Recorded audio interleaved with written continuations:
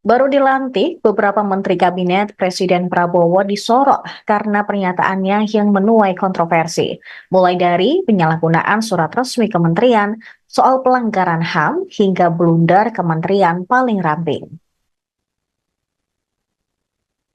Yang pertama ada Yusril Iza Mahendra yang menjabat sebagai Menteri Koordinator Bidang Hukum dan HAM, Imigrasi dan Permasyarakatan yang dilantik pada 21 Oktober lalu. Baru menjabat, Yusril menyebut peristiwa 1998 bukan termasuk pelanggaran HAM berat. Pernyataan itu bahkan dilontarkannya di Istana Kepresidenan Jakarta pasca dilantik. Menurut Yusril, setiap tindak pidana merupakan pelanggaran HAM berat, namun tidak semua pelanggaran HAM berat tergolong berat. Ia mengklaim beberapa tahun ini tidak terjadi pelanggaran HAM berat di Indonesia. Pernyataan Yusril pun langsung disorot oleh masyarakat. Kemudian kedua ada Yandri Susanto. Menteri Desa dan Pembangunan Daerah Tertinggal ini disorot setelah ketahuan menggunakan kop surat dan stempel kementerian untuk undangan pribadi, haul ibunya, sekaligus hari santri dan tasyukuran. Kegiatan itu mengundang kepala desa, sekretaris desa, staf desa, ketua RT, RW, kader PKK, serta posyandu yang ada di Kabupaten Serang. Tangkapan layar undangan tersebut beredar luas di media sosial. Bahkan, mantan Menko Polhukam Mahfud MD juga turut mengunggahnya di akun Instagram pribadi. Yandri pun mengaku kelalaiannya tersebut dan berjanji tidak akan mengulangi membuat surat resmi yang dikeluarkan oleh kementerian untuk kegiatan pribadinya. Kemudian ketiga, Mayor Teddy Indrawijaya. Pasca dilantik sebagai sekretaris kabinet, Mayor Teddy ternyata masih berstatus TNI aktif. Sejumlah pihak pun menyarankan Mayor Teddy untuk keluar dari TNI, sebab berpotensi melanggar ketentuan pasal 47 ayat 1 Undang-Undang Nomor 34 Tahun 2004 tentang TNI, bahwa prajurit hanya dapat menduduki jabatan sipil setelah mengundurkan diri atau pensiun dini dari dinas aktif keprajuritan.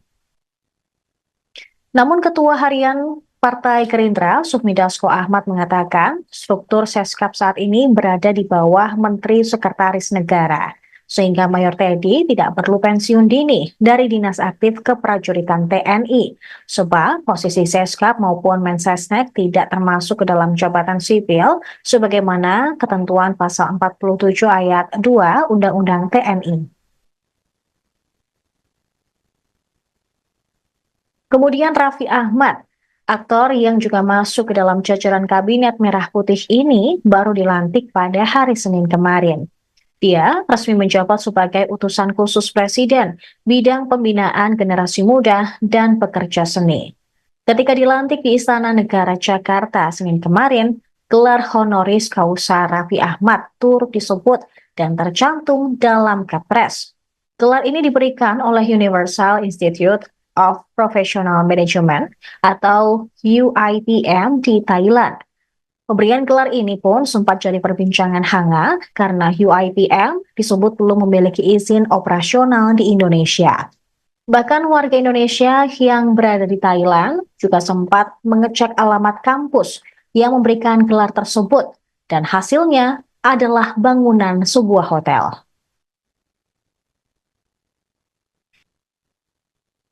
Dan yang terakhir, ada Hasan Hasbi.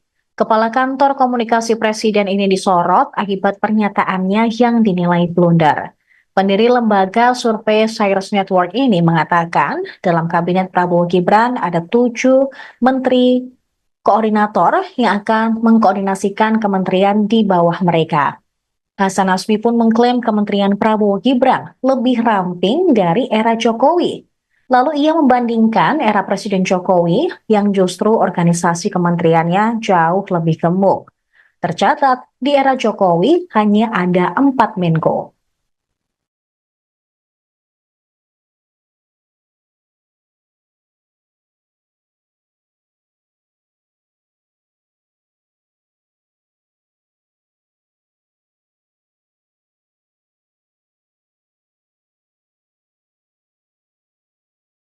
Download Tribun X sekarang.